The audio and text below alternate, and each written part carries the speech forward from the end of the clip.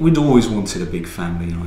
From the days that we were dating, we'd always talked about having loads of kids, having a big family, and having a family quite young as well. We wanted we both really wanted that, and so when it kind of came time for us to start, not just talking about this, but after we got married and we were talking about starting a family, very quickly we discovered that there were problems, and after kind of consulting with our doctors and looking at that, we discovered that we couldn't have children.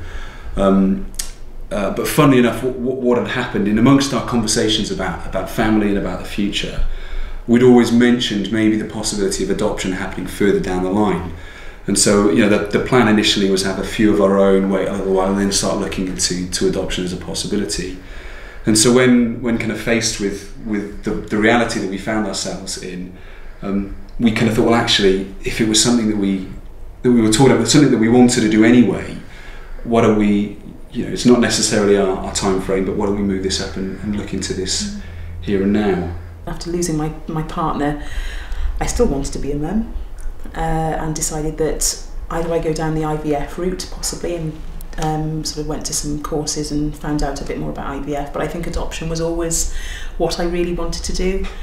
It just felt like there were lots of children out there already. I didn't know what the process was, but adoption felt like the right decision. We'd always talked about having children, being a family, and you just took the steps, did the research to find more out. Yeah, so I looked on the internet, and St David's was the one site that stood out in comparison to local authorities, lots of information.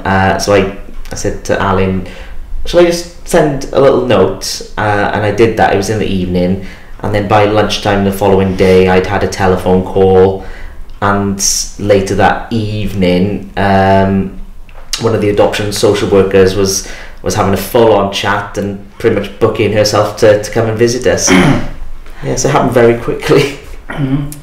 So I was a little bit deflated after speaking to the local authority. Just thought, I've got to write a letter and I'll get round to it eventually. And then I googled adoption, and St David's popped up. They were the first. They're the first thing you that pop up when you Google them. And I thought, I'm just going to give them a ring. And I think I might have spoken to Diane, who's the kind of lead. She was the social worker there at the time, and had a lovely chat with her. Very similar questions actually that the local authority had asked me. But the end of that was, so if I'd like to make an appointment to come out and see you, which was what I wanted really, for someone to actually come out and talk to me about the process and what was involved.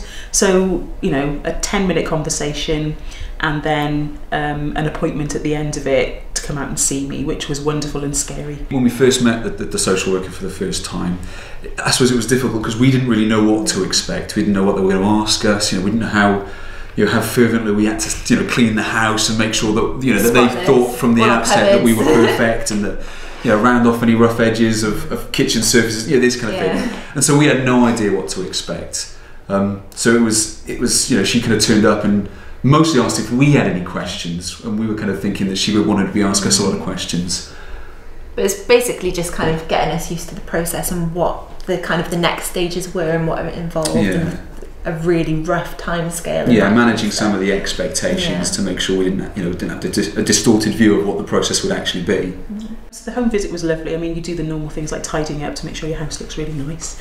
And Diane came to see me and just sat in my lounge and just asked me a little bit more about myself and what I do, my job.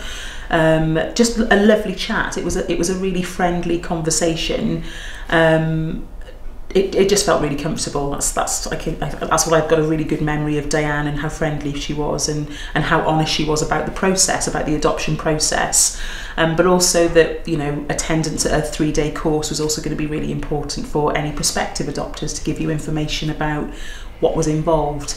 So she just left, and I felt quite excited that I'd taken that first step and met with her, and she just made it really accessible, and she was just really friendly. We very quickly discovered a lot about ourselves, about adoption, about St David's. They were very upfront from the start about how they work as an agency.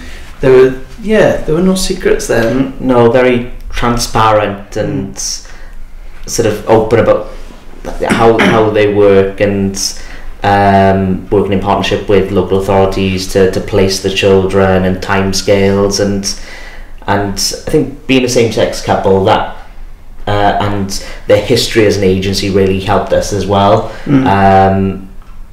Just sort of very clear about how they could help.